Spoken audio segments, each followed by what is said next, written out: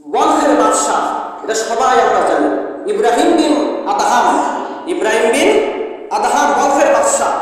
ইনি যেমন বাদশাহ ছিলেন, তিনি এরকম আল্লাহর ওলি ছিলেন। তো উনি বাইতুল মুকাদ্দাসে নামাজ আদায় করতেছেন। তো দুইজন ফেরেশতা ওনার নামাজরত অবস্থা ওনার পিছন দিক থেকে আলোচনা করতেছে।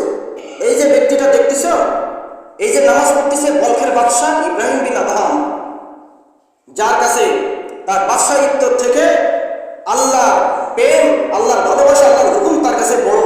সে ওই রাজপ্রাসাদ ছেড়ে জঙ্গলে চলে আসছিল। এই যে ব্যক্তিটা দাঁড়ায় নামাজ পড়তেছে, 40 দিন যাবৎ এর ইবাদত আল্লাহ তাআলার দরবারে কবুল হচ্ছে না। অপারজন ফেরেশতা বলতেছে, কি বলো? আমরা তো জানি বড় একজন আল্লাহর ওলি মানুষ, ভালো মানুষ, বাদশা মানুষ, তার বাদশাহিত্ব ছেড়ে দিয়ে রাজপ্রাসাদ ছেড়ে জঙ্গলে থাকা শুরু করেছে। দামি দামি রেশমি পোশাক পরা বাদ দিয়া গায়ে চড়াই ছেঁড়া জামা কাপড় গায়ে দিয়ে এসে জীবনযাপন করেছে একমাত্র মালিকের সন্ধানের জন্য। ইবাদত বন্দেগী 40 দিন যাবত আল্লাহ তাআলার দরবারে কবুল হচ্ছে না কেন? অপর প্রান্ত থেকে ফেরেশতা বলে, ইনি বেশ কিছুদিন আগে হজ করতে গিয়েছিল মক্কা মদিনায়, মক্কাতে। তো এক খেজুর দোকানে যে খেজুর কেনার সময় 2টা খেজুর, মানে কথা বলতে বলতে এমনি খেয়ে ফেলছে, কথা বলতে বলতে এমনি 2টা খেজুর খেয়ে ফেলছে। আমরা বাদাম ক্রয় করতে যে কিনতে যে 2-5টা 10টা বাদাম কিন্তু অলরেডি খেয়ে ফেলি। টমেটো কিনতে যে বিভিন্ন কুল কিনতে যে এখন কুলের সময়, কুলের সিজন, 2-4টা এমনি খেয়ে ফেলি। কিন্তু একটা কথা মাথায় রাখতে হবে, যদি ওই দোকানদার যদি মাফ না করে দেয়, রে ভাই, আমার আপনার শরীরের মধ্যে হারাম রক্ত তৈরি হবে। আর হারাম রক্ত তৈরি হওয়ার কারণে আমি যতই তাহাজ্জুদ গুজার হই না কেন, আমি যতই 5 ওয়াক্ত নামাজি হই না কেন, আমি যতই দান ধন করি না কেন, একটা ইবাদত বন্দেগীর বিনিময়ে আমি একটা নেকি পাইব না। কিয়ামতের মাঠে যাইয়া আমার আপনার আমলনামা পুরা সাদা থাকবে, নেকি থাকবে না। ইব্রাহিম বিন আদহাম এই সংবাদ শুনে, কথা শুনে বড় পেরেশানিতে পড়ে গেলেন। হায়রে, আমি যার জন্য, যে মাওলারে পাওয়ার জন্য রাজপ্রাসাদ ছেড়ে দিলাম, যার জন্য আমি জঙ্গলে থাকা শুরু করে দিলাম, সেই মাওলারে যদি না পাই, সেই ইবাদত বন্দেগী যদি আল্লাহ তাআলার দরবারে কবুল না হয়, তাহলে আমার এই জীবনে আর কি মূল্য আছে? আমার যেরকম দুনিয়াতে আমি মূল্যহীন, আখিরাতেও আমার এক বিন্দু পরিমাণ আল্লাহ তাআলা ইজ্জত আমাকে দেবে না। এর ইব্রাহিম বিন আদহাম বাইতুল মুকাদ্দাস থেকে 2 মাস হেঁটে মক্কায় এসে পৌঁছলেন। কয় মাস? 2 মাস হেঁটে মক্কায় এসে পৌঁছালেন। সেই খেজুরের দোকানে যে বললেন, খেজুরের দোকানে যে পৌঁছালেন, যে দেখে একটা মুরব্বী ছিল, এখন সেই মুরব্বী আর নাই, একটা জওয়ান যুবক বিক্রি করতেছে। যুবকের কাছে প্রশ্ন করা হলো, ও ভাই, এখান থেকে বেশ কিছুদিন আগে এখানে একজন দাড়ি পাকা, মাথার চুল পাকা মুরব্বী এইখানে খেজুর বিক্রি করতে কহ, তিনি ছিলেন আমার বাবা, এই তো কিছুদিন হলো ইন্তেকাল করেছে। আমি তো সেই বাইতুল মুকাদ্দাস থেকে 2টা খেজুরের বিনিময় আমি 2টা খেজুর খাও খেয়েছিলাম, যার কারণে আমার ইবাদত বন্দেগী 40 দিন যাবত আল্লাহ তাআলার দরবারে কবুল হচ্ছে না।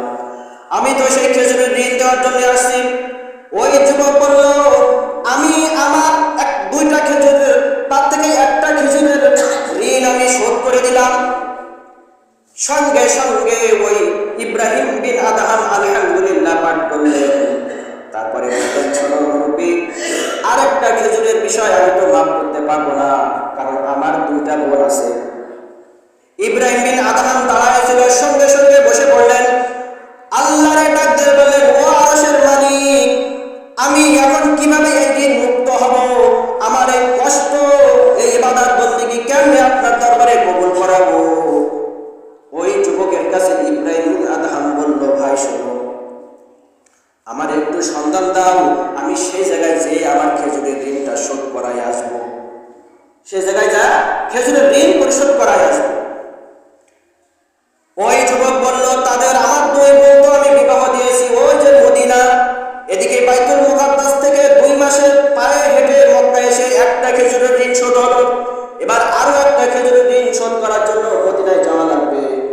মদিনায় যে যখন পৌঁছালো,